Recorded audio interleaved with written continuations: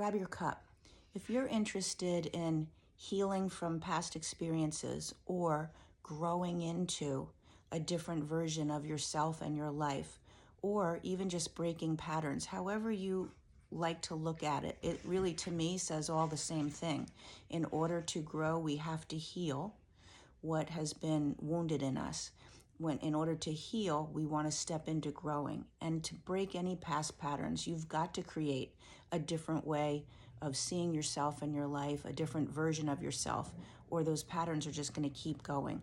So if any of that resonates with you, my name is Linda Downey, and who I am is a transformational health and whole life coach. And I specifically work with women primarily on stress, anxiety, overcoming the painful past experiences, looking at their toxic patterns, whether it's in how they treat themselves, how they overwork, how they lack supporting themselves, or the relationships that they're in seem to be toxic all the time, any of that. So that's who I am. If you are interested in any of that, I want you to know that there are 5 areas, actually even 6, we'll get into, I'll mention all of them, that you want to address in yourself and in your life in order to do any of those things. Break your patterns, heal from your past, grow into a different life experience for yourself and what shows up in your life. So here they are. These are the 5/6 areas, okay? The first one is your mental body, the mental place that you live in day after day. Most human beings have about 70,000 or so thoughts every day. You could Google it. 70,000 thoughts.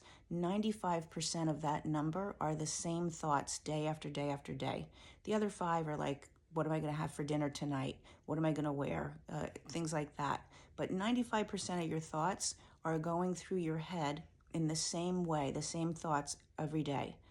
So if those thoughts are keeping you in patterns and behaviors and are a reflection of the wounding that you've had in the past, you're not going to be able to change anything. So we want to address rewiring those neural pathways and shifting your thoughts. That's critical. The second place is your emotional body, the emotions that you hold. And the thoughts that you're having will feed those emotions, and then the emotions you're experiencing will drive more of the same thoughts. So they are very synergistic. They work together. And your emotions could be things like anger. You always have this low level of anger. You feel resentful. You are very judging and critical. You feel shame about yourself. You feel anxiety, the emotions that go along with anxiety and fear and worry. Any of those that are keeping you, because that would be 95% of your day is in some version of that, rather than 95% of your day being in peace and joy and connection and love. Okay, so the emotional body, we need to work on shifting you out of those emotions. The third place that you want to look at if you're looking to change your life in any way is your spirituality. Your spirituality, in my opinion, or how I define it, is really your connection to yourself and your source, your spirit. It's the inner part of you, the authentic part of you. And when we stay stuck in blame, resentment, anger, we are not connected spiritually to ourself or our source. If that's God for you or whoever it is, whatever that is. I hope you have something that you feel is your source. But that blocks us from true connection. Who we are as human beings in our core, in our spirit, is love and connection. It is how we are designed. And it's why those places of staying stuck in anger and resentment and fear are so painful, because it's so not who we truly are at our core.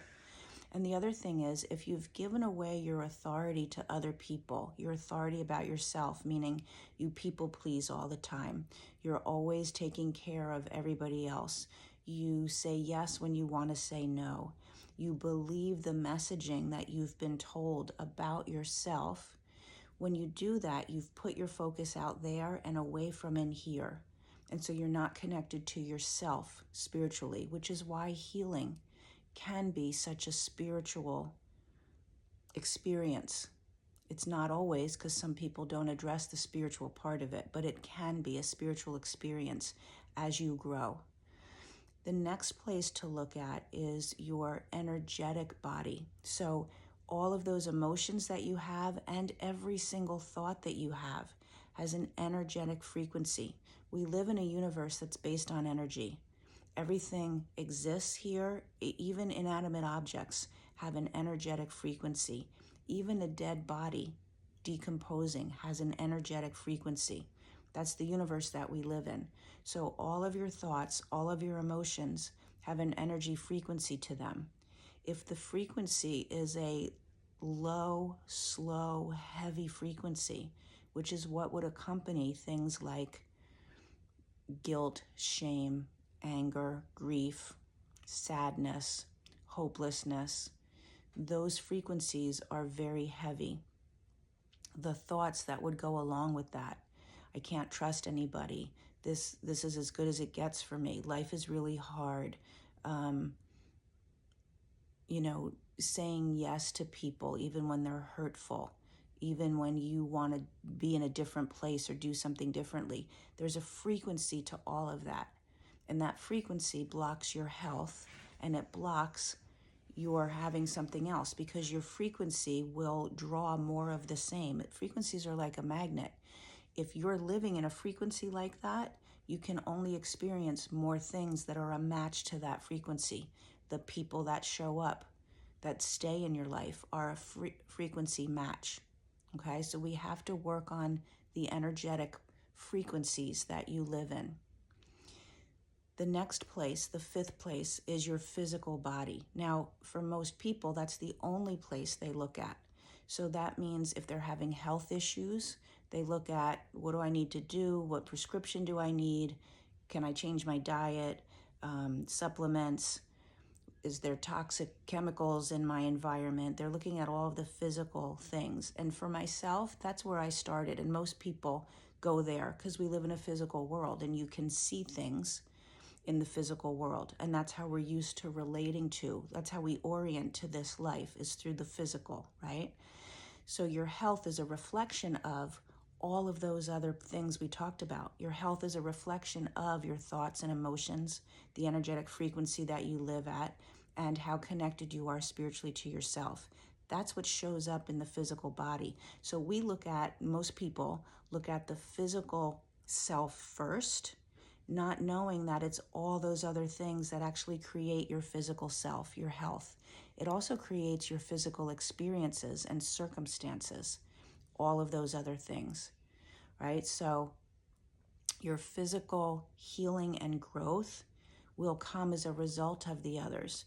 And it's also the choices that you choose in your physical life, how hard you choose to work, how much rest you allow yourself, when you choose to do things that support yourself in your spirit and in your physical body and your health, okay? The sixth one that I mentioned is really healing from any generational messaging, any ancestral trauma. Trauma just means wounding that got passed down to you.